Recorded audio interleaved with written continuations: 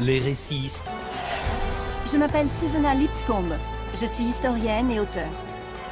Ensemble, nous cherchons à percer les secrets des personnages et des événements les plus tristement célèbres de l'histoire. Nous examinons les scènes de crimes du passé. Et voilà, affaire classée. Nous recherchons des preuves. Regardez, c'est exactement ce qu'on voulait. Et le résultat de l'enquête est parfois surprenant. Vous pensez tout savoir de ces récits sanglants? Détrompez-vous. Dans cet épisode, nous enquêtons sur 3 vengeances implacables. La fin du dictateur Benito Mussolini. Qui a appuyé sur la détente? On peut sans doute dire quelle arme a été utilisée. L'exécution de James Hind, célèbre bandit de grand chemin. Était-ce une vendetta personnelle? Quand il a eu l'occasion de s'enfuir, il l'a saisi. Et l'attentat manqué contre Napoléon, dont il profite pour éliminer ses adversaires. Il aurait dit « Notre vengeance sera comme un coup de tonnerre ».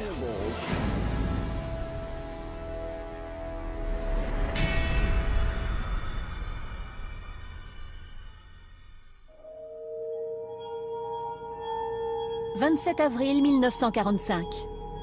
La Seconde Guerre mondiale est bientôt terminée. Et à l'ombre des Alpes...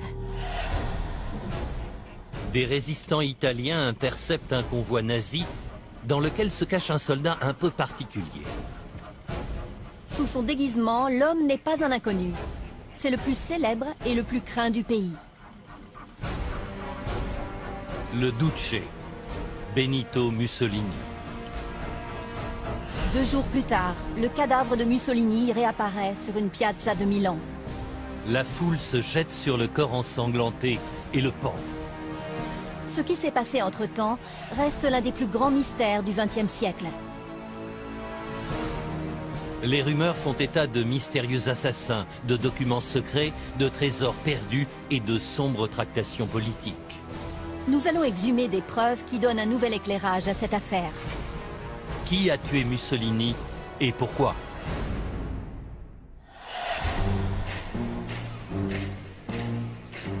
Pendant près de 21 ans, Mussolini gouverne l'Italie d'une main de fer.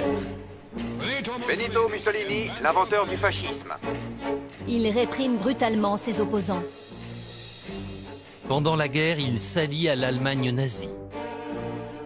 Quand la défaite semble inévitable, Mussolini prend la fuite vers la frontière suisse. Il n'atteindra jamais sa destination. Mais ce qui fait débat depuis des décennies, c'est la façon dont Mussolini est mort et surtout, qui a appuyé sur la détente. Pour répondre à cette question, je vais remonter 48 heures plus tôt et refaire le dernier voyage de Mussolini. Nous savons que Mussolini et son entourage rejoignent un convoi de nazis qui bat en retraite vers le nord, sur la rive ouest du lac de Côme.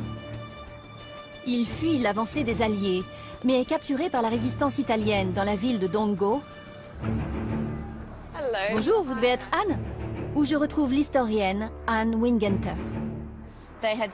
Les résistants avaient installé un barrage routier pour arrêter les fascistes qui fuyaient le pays. Le convoi a été intercepté et fouillé pour vérifier qu'il n'y avait pas d'Italiens cachés au milieu des Allemands. Les résistants doivent avoir l'impression de toucher le jackpot.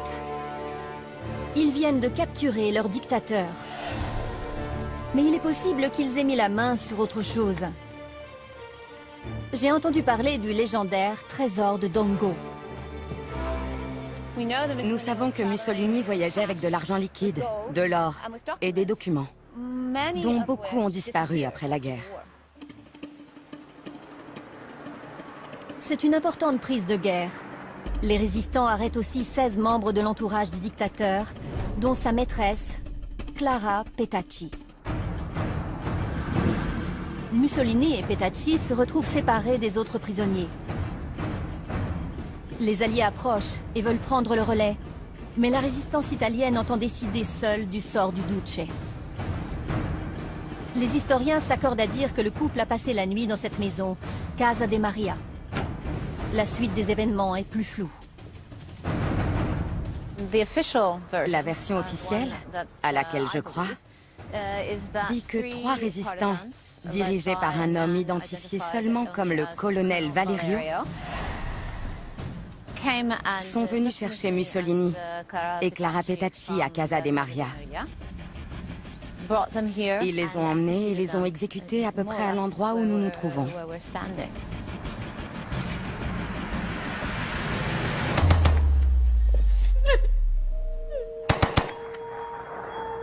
Qui est donc ce mystérieux Valerio qui a exécuté le couple devant cette porte? Son identité ne sera jamais révélée. Mais en 1947, lors d'un meeting politique, un candidat communiste, Walter Audicio, affirme que c'est lui. Une révélation qui tombe à pic pour sa carrière.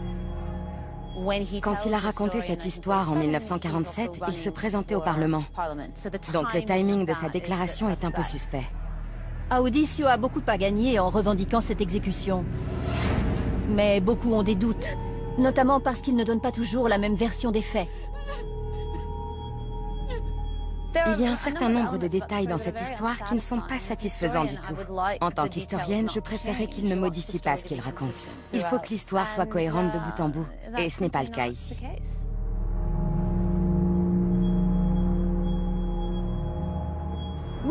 Nous savons ce qui est arrivé à la garde rapprochée de Mussolini. Elle a été exécutée ici. On voit encore les impacts de balles dans cette rambarde. Mais pour ce qui est de la mort du dictateur, c'est l'histoire qui est pleine de trous. Ce qui pique ma curiosité, c'est ce mystérieux trésor. Est-ce la clé pour élucider cette énigme ?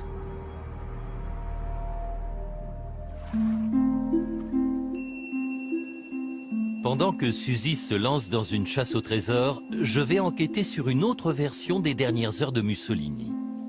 Le mystère qui entoure sa mort passionne les Italiens. Mais si Audicio n'est pas son assassin, qui est-ce ? Je suis au bord du lac de Côme. J'ai retrouvé la trace d'un ancien résistant qui était posté ici en 1945 et qui affirme pouvoir me révéler qui a vraiment tué Mussolini. Bruno Lonati, 91 ans, est entré dans la résistance en 1943. Bruno. Bonjour. Bonjour. Bonjour. Il prétend avoir vu Mussolini pousser son dernier soupir. Alors, qui a tué Mussolini? Moi.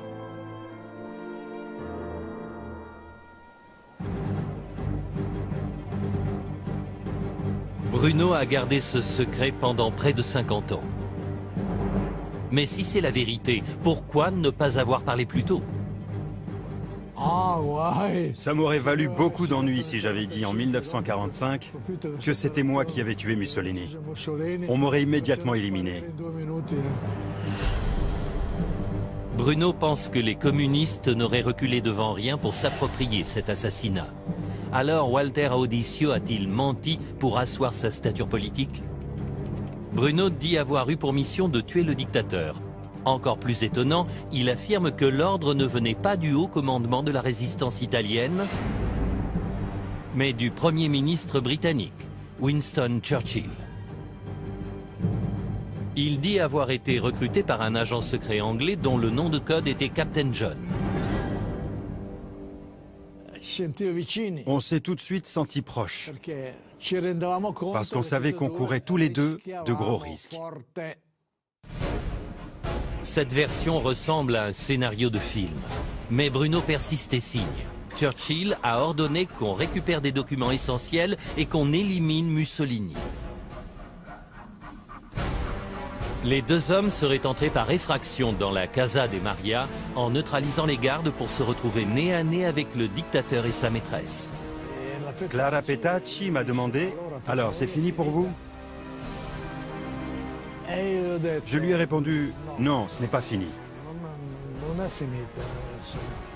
J'ai menti. Bruno a emmené le couple dehors. Il veut me montrer où il a accompli sa mission. Donc à ce moment-là, vous vous arrêtez et Mussolini est là. Oui. Et vous là. C'est ça? Et pan, pan, pan. Bruno dit avoir exécuté Mussolini avec un pistolet mitrailleur Sten. Puis Captain John a tué Clara Petacci. Vous dites que le dictateur italien Mussolini est mort juste ici, Quand on est en guerre, c'est ta mort contre ma vie. L'histoire de Bruno est vraiment incroyable et il a souvent été traité d'affabulateur. Il dit ne jamais avoir trouvé les documents demandés par Churchill et maintient sa version malgré le manque de preuves.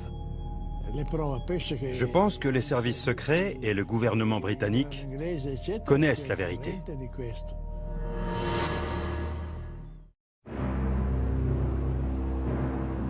Y a-t-il vraiment eu un complot britannique pour tuer Mussolini? Joe pense que Bruno Lonati est crédible, mais j'ai besoin de preuves. Je suis au musée impérial de la guerre, à Duxford, en Angleterre. Et je sens que ma chasse au trésor va partir dans une nouvelle direction. Selon Bruno Lonati, Churchill a envoyé des assassins pour récupérer des documents que Mussolini avait. Qu'est-ce que ça pouvait être? Que contenait-il qui vaille la peine de tuer pour les avoir? S'ils étaient si importants, est-ce que c'est ça, le fameux trésor? Nous savons que Mussolini a emporté des documents dans sa fuite et qu'au moment de son arrestation à Dongo, il a dit qu'ils étaient, je cite, d'une grande importance politique. Je vais rencontrer le journaliste Guy Walters qui devrait pouvoir m'en dire plus sur leur contenu.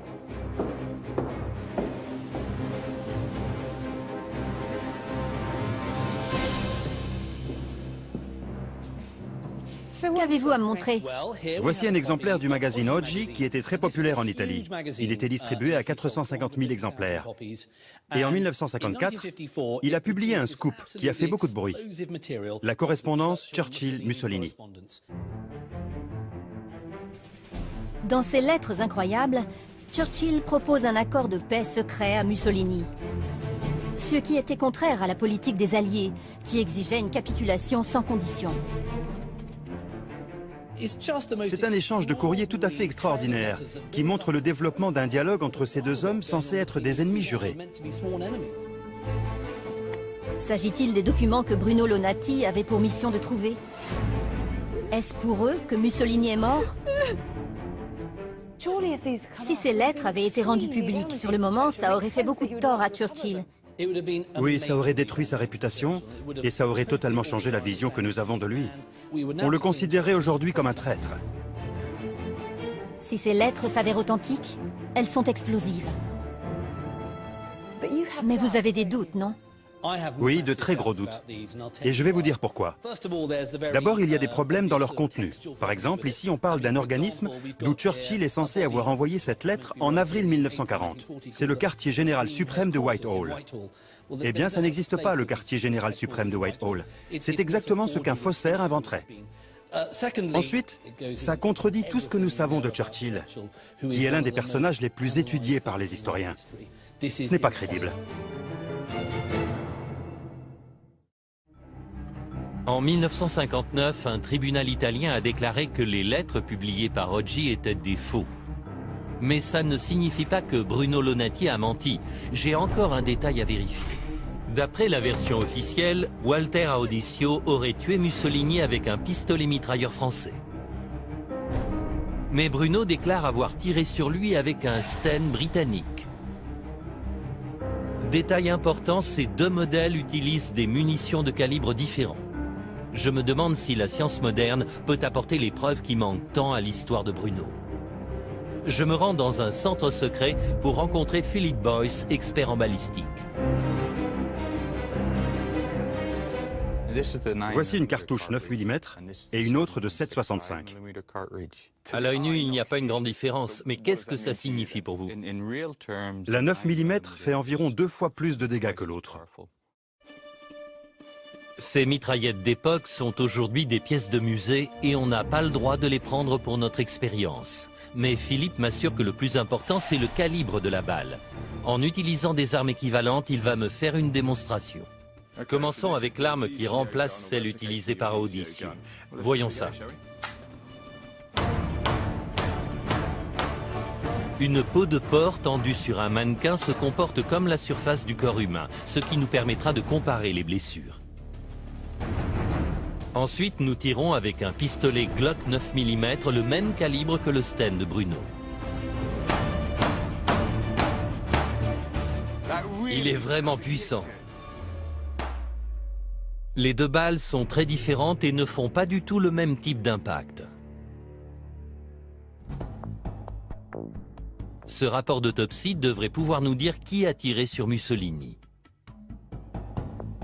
Philippe l'a étudié, mais les nouvelles sont mauvaises. Malheureusement, aucune des plaies n'a été mesurée. Vous plaisantez? Non. C'est frustrant. La seule information qui pourrait nous dire si c'était la mitraillette d'Audisio ou celle de Bruno est manquante. En effet. L'autopsie a été faite à la va-vite et n'a pas respecté les règles de base. Y a-t-il quelque chose dans le rapport qui pourrait étayer l'histoire de Bruno? Oui, on mentionne qu'il y avait 7 orifices d'entrée. Toutes les balles ont pénétré et il y a 7 orifices de sortie.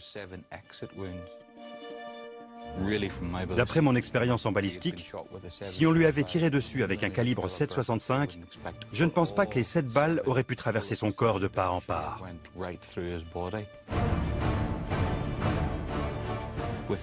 En revanche, avec un 9 mm, ça ne m'étonnerait pas. Vous êtes souvent expert auprès des tribunaux. Que diriez-vous dans ce cas? Mon verdict serait que, selon moi, il est plus probable que Mussolini ait été abattu avec un Sten 9 mm. Vous penchez pour la version de Bruno? Oui. Bruno Lonati a souvent été accusé d'avoir tout inventé. Mais ces nouvelles preuves signifient-elles qu'il faut reconsidérer l'histoire officielle? L'analyse balistique fait planer un sérieux doute. Nous n'avons pas accrédité la version de Bruno, mais nos constatations vont dans son sens. Je pensais que nous avions démonté cette histoire incroyable sur Churchill et ses lettres secrètes à Mussolini, mais maintenant, je ne sais plus trop quoi penser.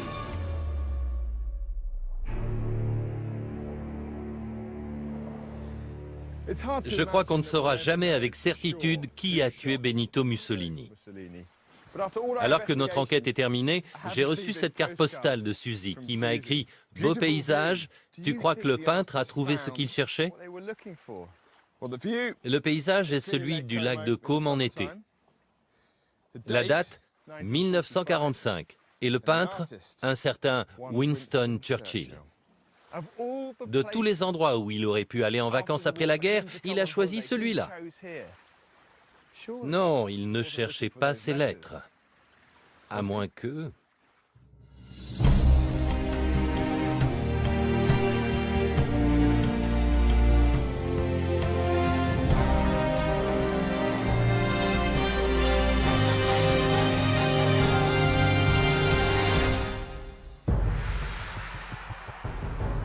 Septembre 1652. Les autorités anglaises ont enfin mis la main sur le légendaire bandit de grand chemin, James Hind.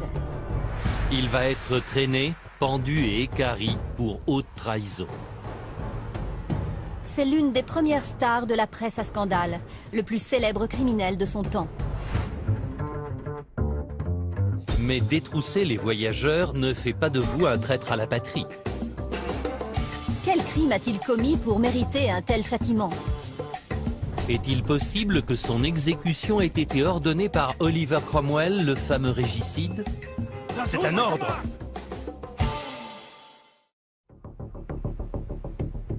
James Hind vit à une période mouvementée de l'histoire anglaise. Il a une vingtaine d'années quand la guerre civile éclate. Deux camps s'affrontent lors de combats sanglants. Soldats républicains contre cavaliers royalistes. Le roi Charles Ier est exécuté. C'est aussi l'époque de la naissance de la presse anglaise moderne. Et les méfaits de James Hind font de lui une star des tabloïds. Mais pourquoi James Hind était-il considéré comme un traître? Je veux en savoir plus sur ses exactions au cas où ça pourrait nous éclairer. Normalement, un voleur aurait dû être pendu sans être torturé. Pour comprendre en quoi Hind était différent, je vais consulter James Sharp dans une imprimerie. Que dit la presse de James Hind? Il est présenté comme une sorte de Robin des Bois. Il vole plutôt les riches que les pauvres et a très peu recours à la violence. Et ce qui fait sa particularité, c'est qu'il détrousse en priorité les républicains. Il est considéré comme un bandit royaliste. Si l'on en croit la presse de l'époque, James Hind était un héros politisé. J'imagine que ce n'était pas un bandit comme les autres, qui lançait à ses victimes la bourse ou la vie. La question devait être différente. Le roi ou le Parlement? Donc ces vols à main armée avaient un côté politique. Oui, selon certaines anecdotes rapportées à l'époque, il demandait à ses victimes potentielles si elles étaient pour le Parlement ou pour le roi. Et il les détroussait si elles étaient républicaines, alors qu'il les laissait partir si elles étaient royalistes. On dit même qu'il s'est attaqué à des républicains de premier plan. La population devait raffoler de ces histoires. Un voleur qui venge la mort du roi en humiliant ses ennemis politiques. Il semble que James Hind était plus qu'un simple voleur, c'était une star. Un chouchou de la presse et un homme engagé. Mais cette version me pose deux problèmes. Premièrement, comme on le sait, il ne faut pas croire tout ce qu'on lit dans la presse. Deuxièmement, même si c'est vrai, ce n'est pas de la haute trahison. La vérité doit être plus compliquée que ça. D'ailleurs, j'ai réussi à trouver une histoire écrite après sa mort qui pourrait être une piste. Elle dit qu'il était devenu l'ennemi juré du célèbre républicain Oliver Cromwell.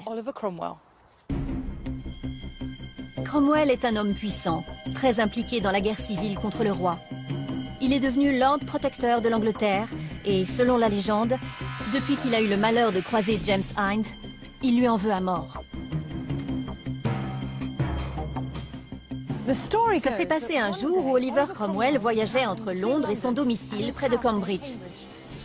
Et même pour l'homme le plus important du pays, les grands chemins étaient périlleux.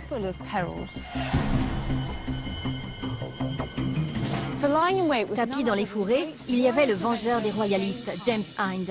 Il prévoyait de lui tendre une embuscade et de faire sa plus belle prise.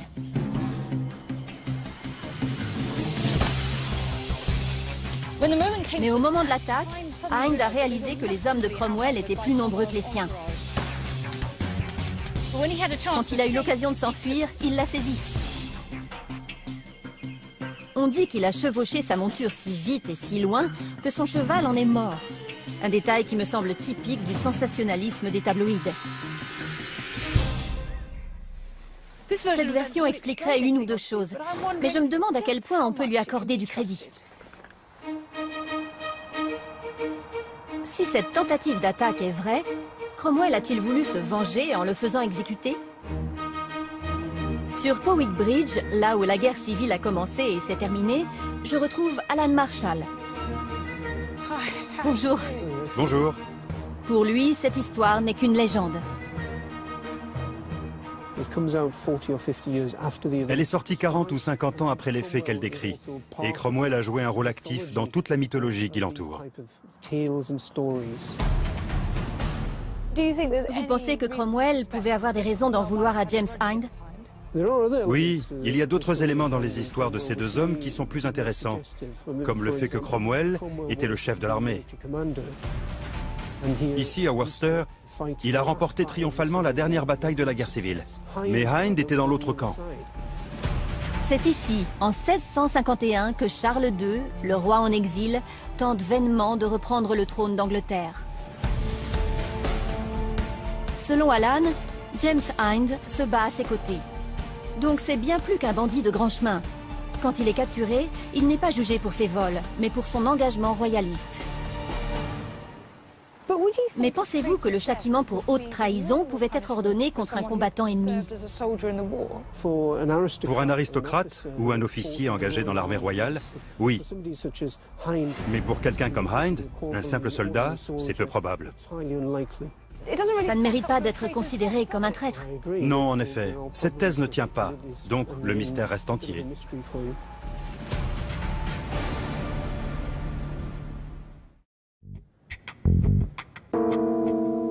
Avec toutes les rumeurs autour de James Hind, on a du mal à distinguer la réalité de la fiction.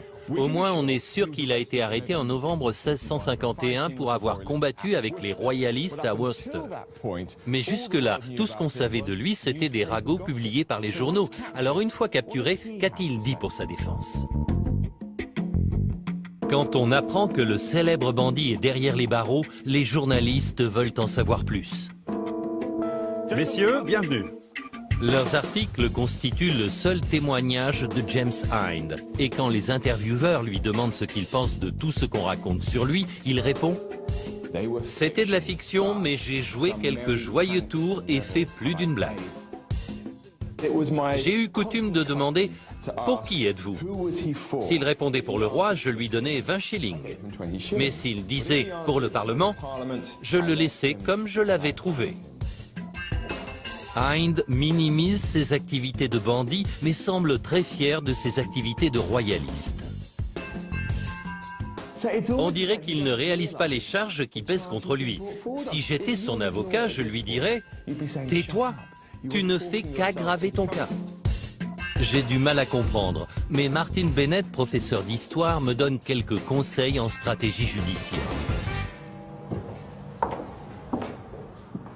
La situation ne me semble pas claire. Que lui reprochait-on exactement? C'est bizarre parce que dans les conversations qu'il a eues en prison, on a l'impression qu'il se met délibérément dans la position d'être accusé de haute trahison. On lui dit qu'il n'est pas là pour vol, mais pour trahison.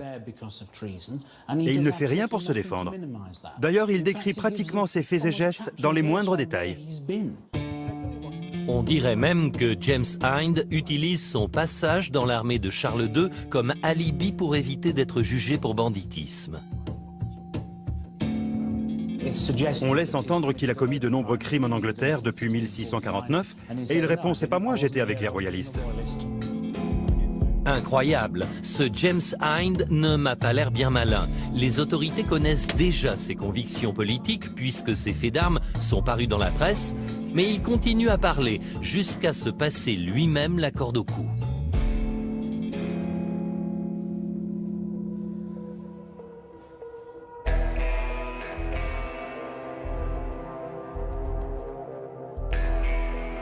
Pour Joe, l'affaire est élucidée, mais j'ai encore des doutes.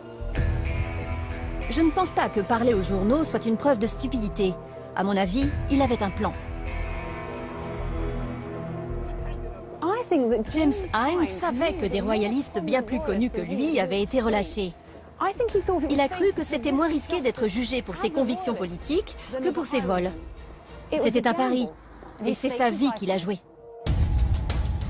Pour comprendre pourquoi il a perdu ce pari, je retourne à Worcester, où son destin a basculé.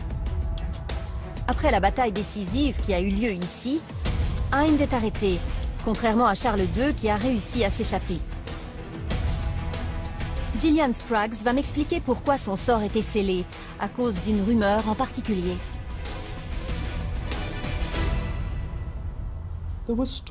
Dans les semaines qui ont suivi la bataille de Worcester, on a raconté que c'était James Hind qui avait aidé Charles II à s'enfuir et qui l'avait conduit en sécurité. C'est une accusation sérieuse? Oui, c'est sérieux. Et c'était très dangereux pour Hind. Comment les autorités ont-elles appris cette rumeur? Ça a été publié dans la presse. Elles l'ont lu dans le journal? Oui, c'est ce qui s'est passé. Hind a nié être impliqué, mais sa légende était désormais plus forte que sa parole. Le public a dû se régaler de cette histoire, même si elle ne reposait sur rien. Après la Restauration, le roi Charles a raconté de nombreuses fois qui l'avait aidé, où il s'était caché et ce qu'il avait fait. Le nom de Hind n'a jamais été mentionné. Il semble que Hind ait perdu son pari, parce qu'il ne contrôlait pas son image. Les journaux ont imprimé ce qui leur plaisait, et les autorités ont cru ce qui les arrangeait. Hind était un symbole de défiance et de résistance. Il fallait donc l'éliminer. Je pense que c'était injuste.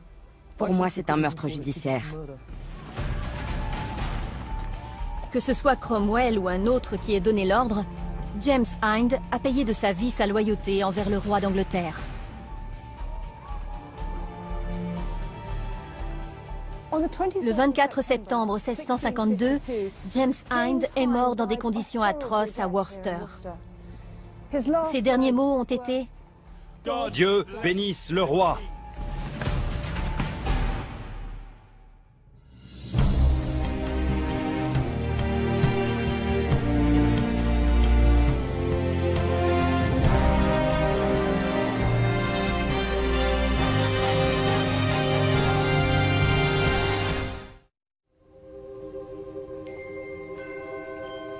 Paris, 24 décembre 1800.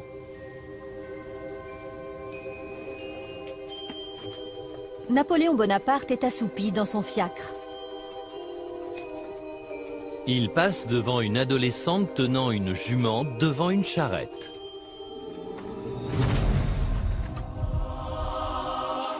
Quelques instants plus tard, une bombe explose. Napoléon est indemne.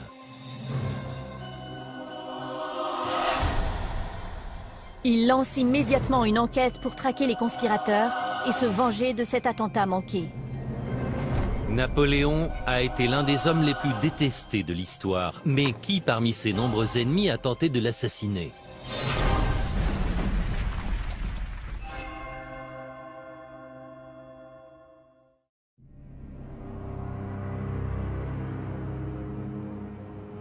Pendant la Révolution française, l'aristocratie perd ses privilèges.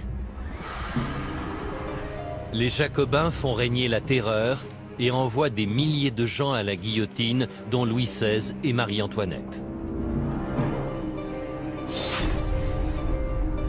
En 1799, Napoléon Bonaparte, lui-même ancien jacobin, s'empare du pouvoir et devient premier consul de France. Désireux de rétablir la stabilité politique dans le pays, il tente de nouer des relations pacifiées avec les royalistes. Les Jacobins estiment qu'il trahit l'héritage de la Révolution. Dans tous les camps, beaucoup en veulent à Napoléon.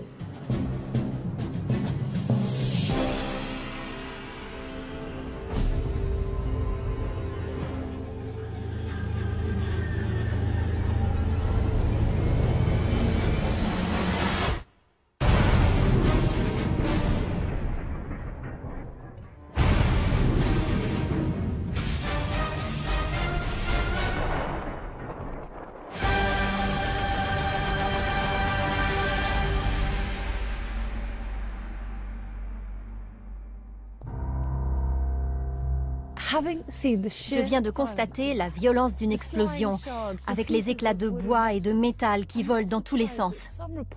Pas étonnant que certains rapports parlent de 20 morts et d'encore plus de blessés. Une passante a eu la poitrine arrachée et l'adolescente en question a été pulvérisée. Dans le Paris du XVIIIe siècle, ça a dû être un événement terrifiant. Et comme pour l'assassinat de Kennedy ou les attentats du métro de Londres, la population devait être inquiète et révoltée. Il a dû y avoir une grande chasse à l'homme.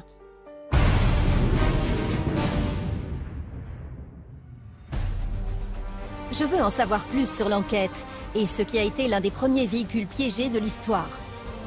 Je commence par la jeune fille qui tenait le cheval. Impossible que ce soit une terroriste kamikaze. Je me rends aux archives de la préfecture de Paris.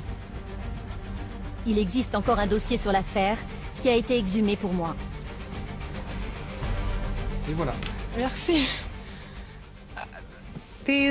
Voici les rapports de police d'origine, suite à l'enquête faite il y a 200 ans.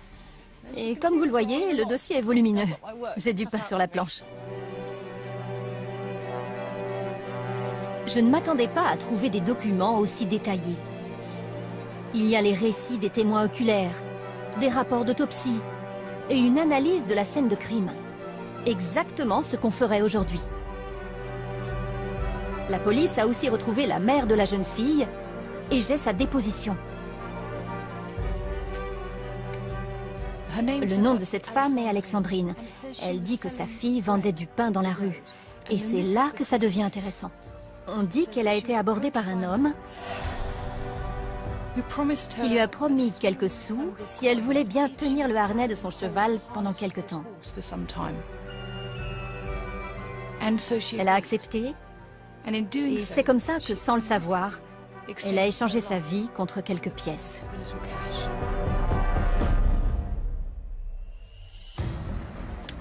Qui est donc cet inconnu qui voulait tuer Napoléon? Ce mémo de la police ordonne à tous les agents de Paris de se lancer à ses trousses. Le texte dit « Vous pouvez l'identifier parce qu'il avait un cheval hier et qu'aujourd'hui, il ne l'a plus. » On dit aux policiers « Vous mettrez dans vos recherches tout le zèle et l'intelligence dont vous êtes capable. Si on arrive à identifier le propriétaire du cheval, on tient le coupable. »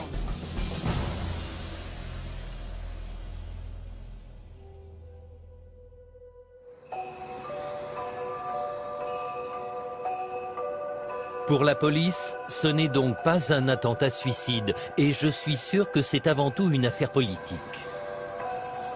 Napoléon soupçonne immédiatement ses ennemis. Voyons un peu qui est en ligne de mire. Ce 24 décembre 1800, Napoléon se rend à la première de La Création de Joseph Haydn. C'est un spectacle très couru, dont il est l'invité d'honneur.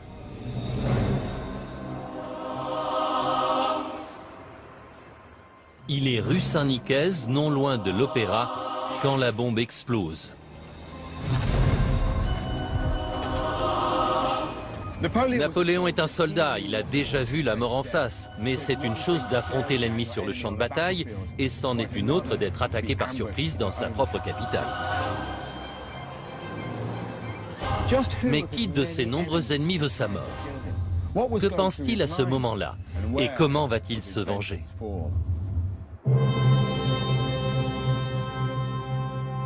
La nouvelle de l'attentat parvient jusqu'à l'Opéra. Quand Napoléon fait son entrée, toute la salle se lève pour l'applaudir.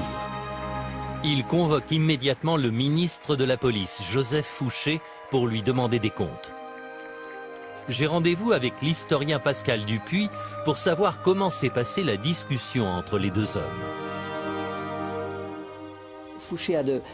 Fouché avait un immense réseau d'informateurs qui travaillaient pour lui. Et Napoléon lui a demandé pourquoi il n'était pas au courant de ce qui se préparait. Il aurait dit « Notre vengeance sera comme un coup de tonnerre ». L'incapacité de Fouché à déjouer le projet d'attentat inquiète le premier consul. Mais des suspects sont immédiatement identifiés. Pour Napoléon, il s'agit forcément de jacobins radicaux.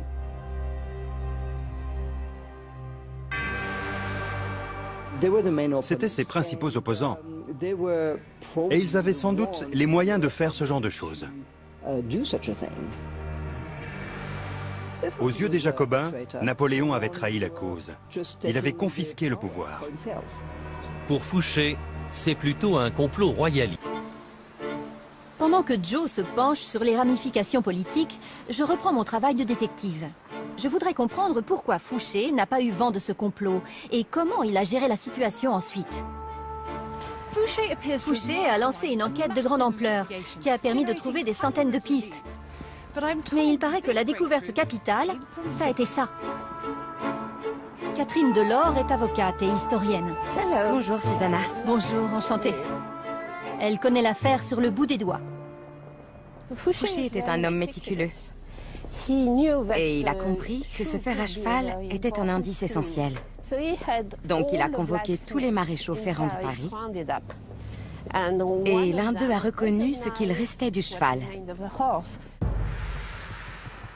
Le maréchal Ferrand identifie le propriétaire du cheval et la police fait une descente dans un couvent parisien. L'homme est à l'abri chez des bonnes sœurs. La chasse à l'homme est terminée. Alors qui était le coupable? Il s'appelait François Carbon. Et que sait-on de lui? Il était royaliste. Un royaliste? Fouché avait raison. Tout à fait. Il avait vu juste. D'un autre côté, j'ai ma petite théorie sur Fouché. Carbon donne les noms de ses complices, dont le cerveau de l'attentat, Joseph Limoëlan. Officiellement, Fouché n'était pas au courant des projets d'attentat. Mais en étudiant l'affaire, Catherine est parvenue à une autre conclusion.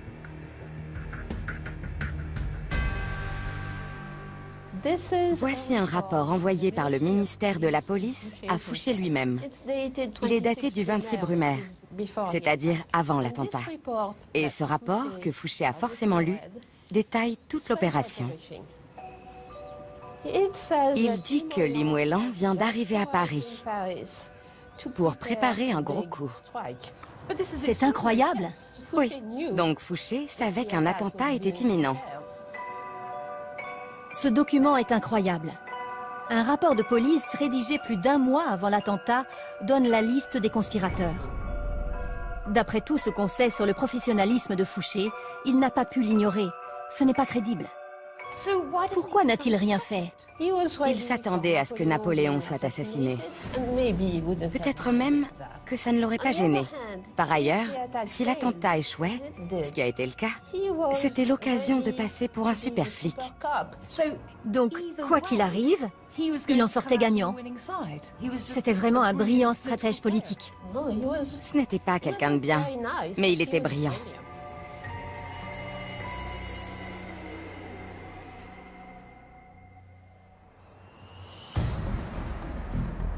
Napoléon reste persuadé que les Jacobins ont tenté de le tuer, mais Fouché vient de réfuter cette théorie. Je voudrais savoir ce qui est arrivé aux coupables royalistes, mais aussi à ceux qui ont été accusés à tort. L'hôtel de ville était autrefois la place de la guillotine où des milliers de gens ont été décapités. J'y retrouve l'historien Peter Hicks, qui connaît bien le règne de Napoléon. Les 3 conspirateurs ont été arrêtés. Qu'est-il arrivé ensuite? Saint-Régent et Carbon ont été exécutés. Ici même, sur cette place. Limoëlan s'est échappé et a réussi à émigrer aux États-Unis. En avril 1801, François Carbon et son complice sont payés de leur vie. Mais le chef du groupe, Limoëlan, a fui le pays. Et pour les Jacobins, puisque la justice avait été rendue et qu'on connaissait la vérité, ils étaient tirés d'affaire, non? Non, pas du tout. D'ailleurs, j'ai un document à vous montrer. On y voit à quel point ils étaient toujours sur la sellette. Après l'attentat, Napoléon a demandé à Fouché de désigner les Jacobins à exiler. C'est justement cette liste que Peter m'a apportée. Voici le document de l'époque, avec le nom de tous les Jacobins qui ont été envoyés aux Seychelles pour y finir leur jour. Mais il n'y avait aucune preuve, ils n'avaient rien fait, mais ils ont quand même été déportés. Napoléon sait que l'attentat est l'œuvre des royalistes, pas des Jacobins. Alors, pourquoi les a-t-il exilés malgré tout? C'était un homme politique extrêmement habile. Il voulait que ce soit les Jacobins, et ce document montre qu'il a dit « Les Jacobins sont coupables, et ce sont eux qu'on va envoyer au bagne ». Donc il a sauté sur l'occasion. Cet attentat contre lui, c'était comme le 11 septembre. Après, il pouvait faire ce qu'il voulait. Exactement. C'est un coup politique. D'un côté, ça rassure ses partisans, et de l'autre, ça inquiète la gauche, parce qu'elle comprend qu'il ne plaisante pas. Quand je pense à la manière dont Napoléon a lancé sa guerre contre le terrorisme, j'ai des sentiments partagés. Il a sciemment envoyé des innocents à la mort, mais je dois avouer que je suis impressionné par l'habileté avec laquelle il a retourné la situation à son avantage. C'était un opportuniste et un grand stratège. Et 4 ans plus tard, il était empereur.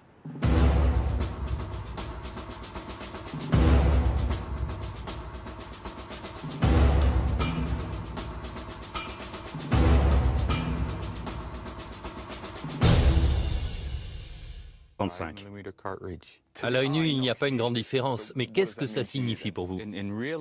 La 9 mm fait environ 2 fois plus de dégâts que l'autre.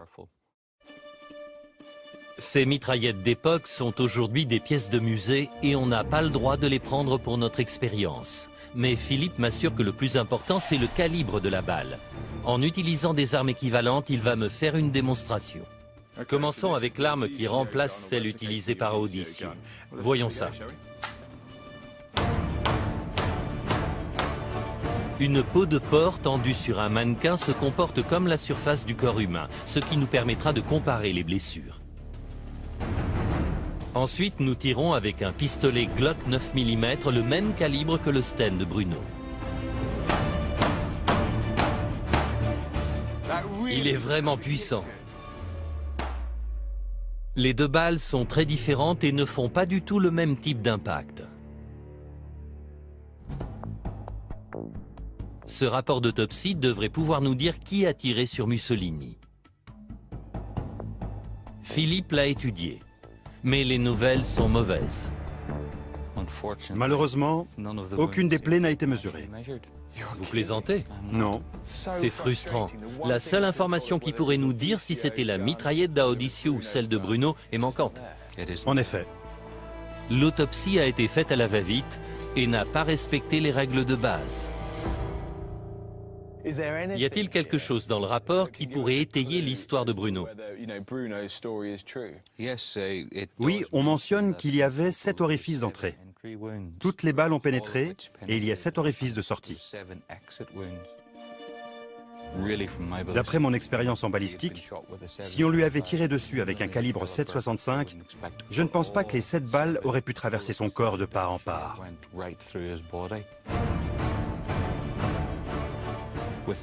En revanche, avec un 9 mm, ça ne m'étonnerait pas.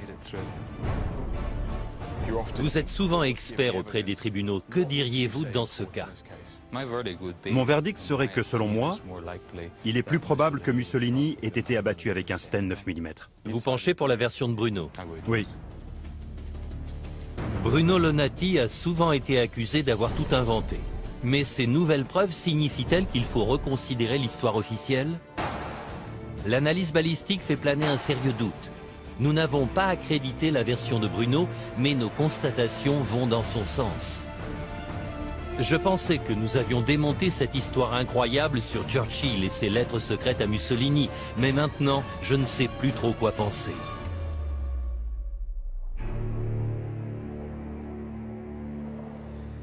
Je crois qu'on ne saura jamais avec certitude qui a tué Benito Mussolini.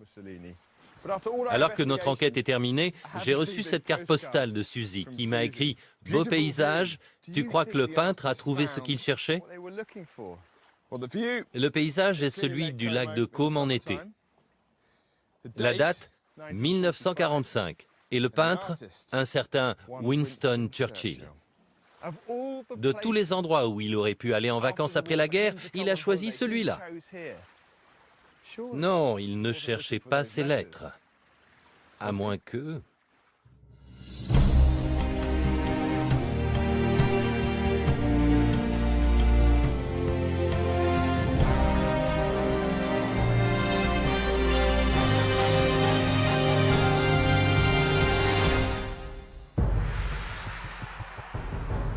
Septembre 1652. Les autorités anglaises ont enfin mis la main sur le légendaire bandit de grand chemin, James Hind. Il va être traîné, pendu et équarri pour haute trahison. C'est l'une des premières stars de la presse à scandale, le plus célèbre criminel de son temps. Mais détrousser les voyageurs ne fait pas de vous un traître à la patrie. Quel crime a-t-il commis pour mériter un tel châtiment? Est-il possible que son exécution ait été ordonnée par Oliver Cromwell, le fameux régicide? C'est un ordre!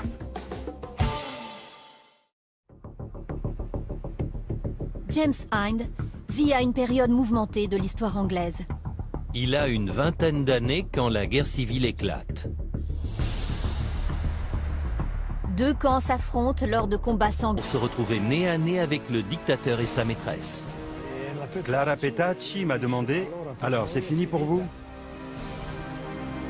Je lui ai répondu « Non, ce n'est pas fini. »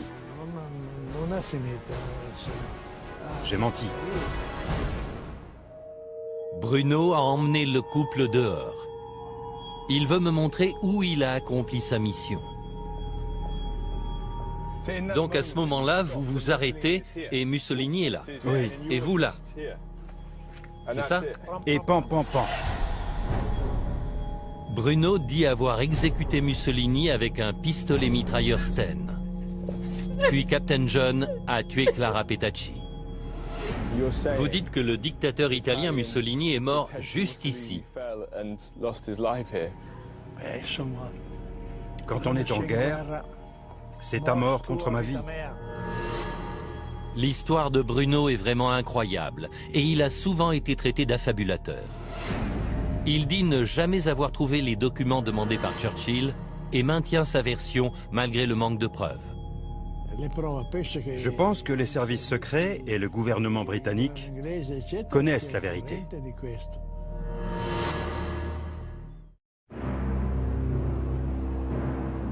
Y a-t-il vraiment eu un complot britannique pour tuer Mussolini? Joe pense que Bruno Lonati est crédible, mais j'ai besoin de preuves. Je suis au musée impérial de la guerre, à Duxford, en Angleterre. Et je sens que ma chasse au trésor va partir dans une nouvelle direction. Selon Bruno Lonati, Churchill a envoyé des assassins pour récupérer des documents que Mussolini avait. Qu'est-ce que ça pouvait être? Que contenait-il qui vaille la peine de tuer pour les avoir? S'ils étaient si importants, est-ce que c'est ça, le fameux trésor? Nous savons que Mussolini a emporté des documents dans sa fuite et qu'au moment de son arrestation à Dongo, il a dit qu'ils étaient, je cite, « d'une grande importance politique ». Je vais rencontrer le journaliste Guy Walters qui devrait pouvoir m'en dire plus sur leur contenu.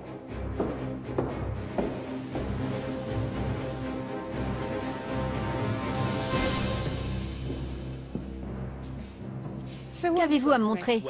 Voici un exemplaire du magazine Oggi qui était très populaire en Italie. Il était distribué à 450 000 exemplaires. Et en 1954, il a publié un scoop qui a fait beaucoup de bruit. La correspondance Churchill-Mussolini. Dans ses lettres incroyables, Churchill propose un accord de paix secret à Mussolini. Ce qui était contraire à la politique des Alliés, qui exigeait une capitulation sans condition. C'est un échange de courrier tout à fait extraordinaire, qui montre le développement d'un dialogue entre ces deux hommes censés être des ennemis jurés. S'agit-il des documents que Bruno Lonati avait pour mission de trouver? Est-ce pour eux que Mussolini est mort? Si ces lettres avaient été rendues publiques, sur le moment, ça aurait fait beaucoup de tort à Churchill. Oui, ça aurait détruit sa réputation et ça aurait totalement changé la vision que nous avons de lui. On le considérait aujourd'hui comme un traître. Si ces lettres s'avèrent authentiques, elles sont explosives. Mais vous avez des doutes, non? Oui, de très gros doutes. Et je vais vous dire pourquoi. D'abord, il y a des problèmes dans leur contenu. Par exemple, ici, on parle d'un organisme d'où Churchill est censé avoir envoyé cette lettre en avril 1940. C'est le quartier général suprême de Whitehall. Eh bien, ça n'existe pas, le quartier général suprême de Whitehall. C'est exactement ce qu'un faussaire inventerait. Ensuite, ça contredit tout ce que nous savons de Churchill, qui est l'un des personnages les plus étudiés par les historiens. Ce n'est pas crédible. En 1959, un tribunal italien a déclaré que les lettres publiées par Oggi étaient des faux. Mais ça ne signifie pas que Bruno Lonati a menti. J'ai encore un détail à vérifier. D'après la version officielle, Walter Audisio aurait tué Mussolini avec un pistolet mitrailleur français. Mais Bruno déclare avoir tiré sur lui avec un Sten britannique. Détail important, ces deux modèles utilisent des munitions de calibre différents. Je me demande si la science moderne peut apporter les preuves qui manquent tant à l'histoire de Bruno. Je me rends dans un centre secret pour rencontrer Philip Boyce, expert en balistique. Voici une cartouche 9 mm et une autre de 7,60. Les récits historiques qui nous fascinent le plus sont souvent les plus atroces et les plus sanglants. Des noms tels que Vlad l'Empaleur, Richard III d'Angleterre et Attila le Hun ont acquis un statut presque mythique. Et nous restons toujours fascinés par la cruauté des empereurs romains et la sauvagerie des guerriers vikings. Mais on oublie parfois que ces bourreaux et leurs victimes ont réellement existé.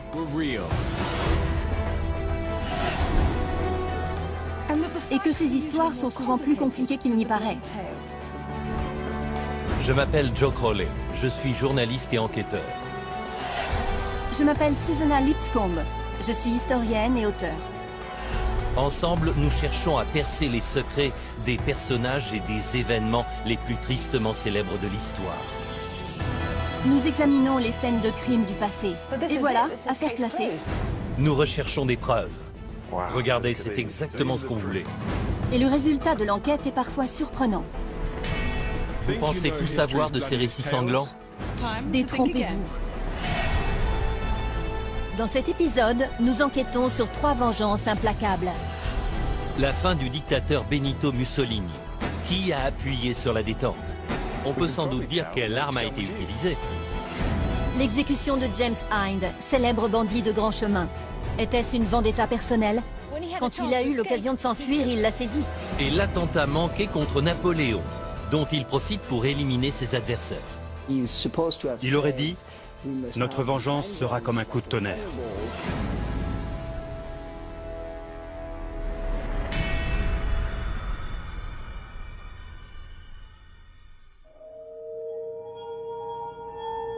« 27 avril 1945. La Seconde Guerre mondiale est bientôt terminée. Et à l'ombre des Alpes, des résistants italiens interceptent un convoi nazi dans lequel se cache un soldat un peu particulier. Sous son déguisement, l'homme n'est pas un inconnu. C'est le plus célèbre et le plus craint du pays.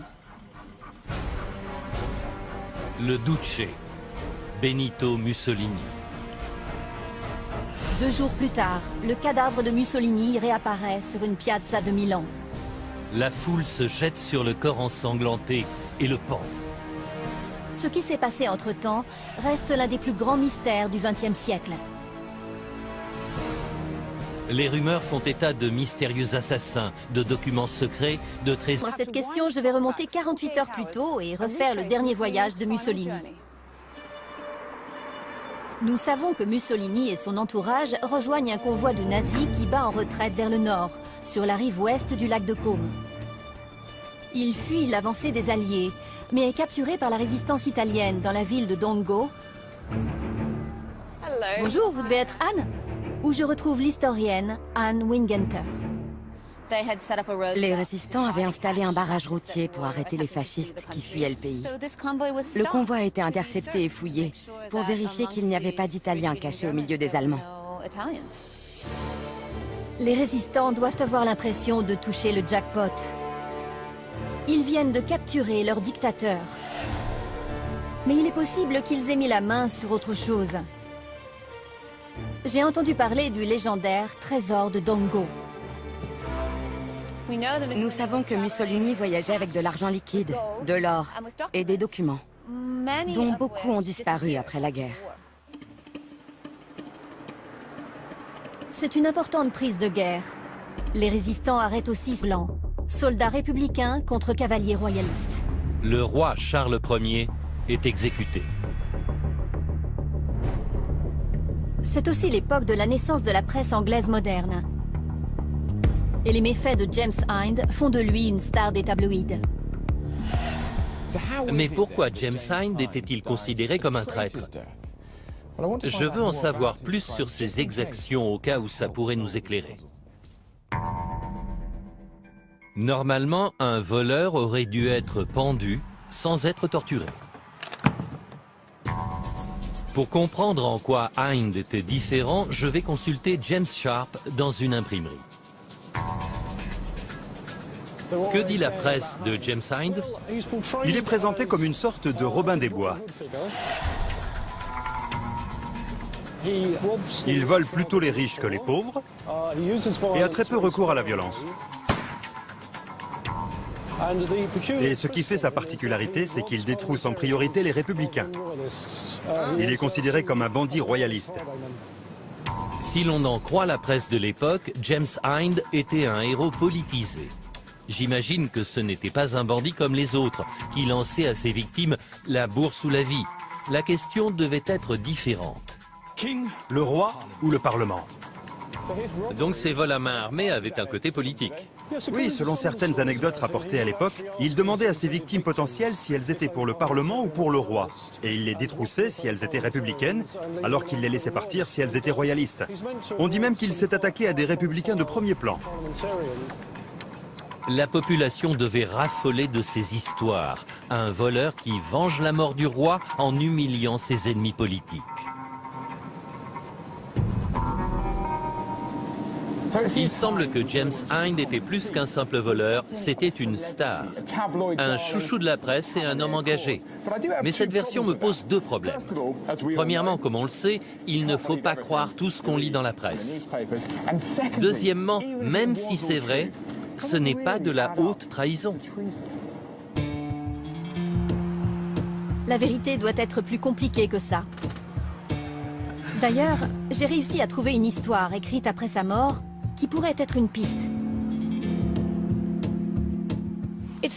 Elle dit qu'il était devenu l'ennemi juré du célèbre républicain Oliver Cromwell.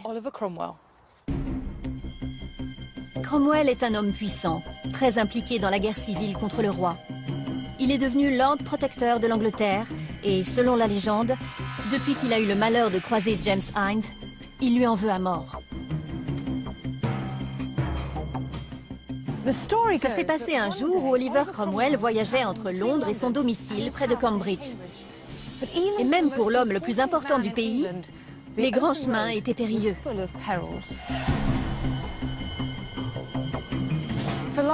Tapi dans les fourrés, il y avait le vengeur des royalistes, James Hind.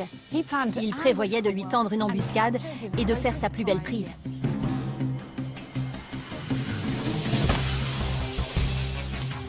Mais au moment de l'attaque, Hind a réalisé que les hommes de Cromwell étaient plus nombreux que les siens. Quand il a eu l'occasion de s'enfuir, il l'a saisi. On dit qu'il a chevauché sa monture si vite et si loin que son cheval en est mort. Un détail qui me semble typique du sensationnalisme des tabloïds.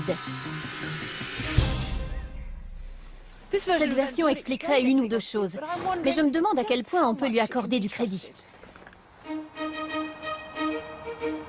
Si cette tentative d'attaque est vraie, Cromwell a-t-il voulu se venger en le faisant exécuter?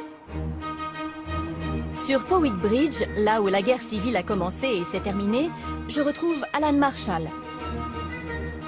Bonjour. Bonjour. Pour lui, cette histoire n'est qu'une légende. Elle est sortie 40 ou 50 ans après les faits qu'elle décrit, et Cromwell a joué un rôle actif dans toute la mythologie qui l'entoure. Vous pensez que Cromwell pouvait avoir des raisons d'en vouloir à James Hind?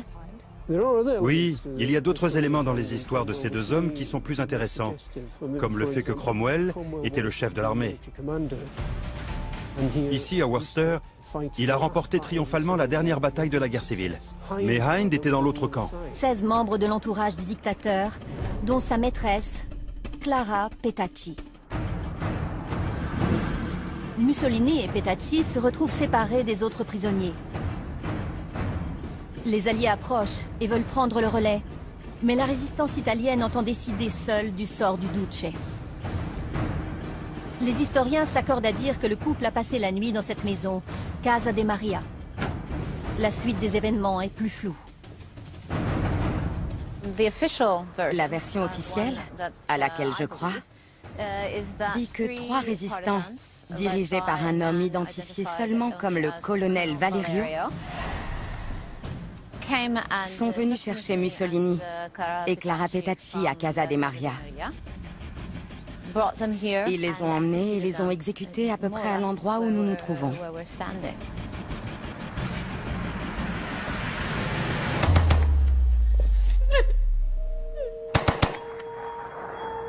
Qui est donc ce mystérieux Valerio qui a exécuté le couple devant cette porte?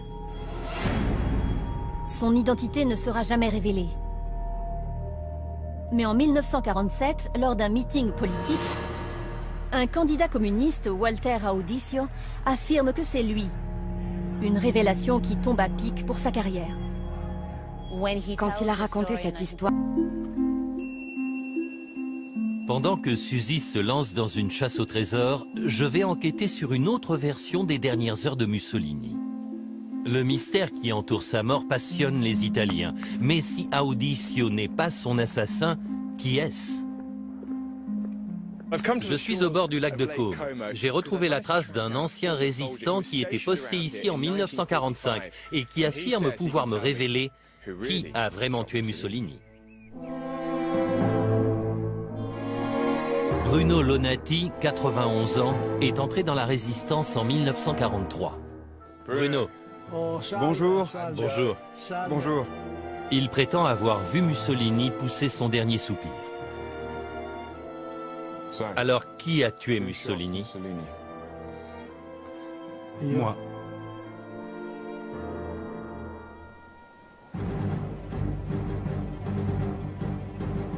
Bruno a gardé ce secret pendant près de 50 ans. Mais si c'est la vérité, pourquoi ne pas avoir parlé plus tôt? Ça m'aurait valu beaucoup d'ennuis si j'avais dit en 1945 que c'était moi qui avais tué Mussolini. On m'aurait immédiatement éliminé. Bruno pense que les communistes n'auraient reculé devant rien pour s'approprier cet assassinat. Alors Walter Audisio a-t-il menti pour asseoir sa stature politique? Bruno dit avoir eu pour mission de tuer le dictateur. Encore plus étonnant, il affirme que l'ordre ne venait pas du haut commandement de la résistance italienne, mais du Premier ministre britannique, Winston Churchill. Il dit avoir été recruté par un agent secret anglais dont le nom de code était Captain John. On s'est tout de suite sentis proches, parce qu'on savait qu'on courait tous les deux de gros risques. Cette version ressemble à un scénario de film. Mais Bruno persiste et signe. Churchill a ordonné qu'on récupère des documents essentiels et qu'on élimine Mussolini. Les deux hommes seraient entrés par effraction dans la Casa de Maria en neutralisant les gardes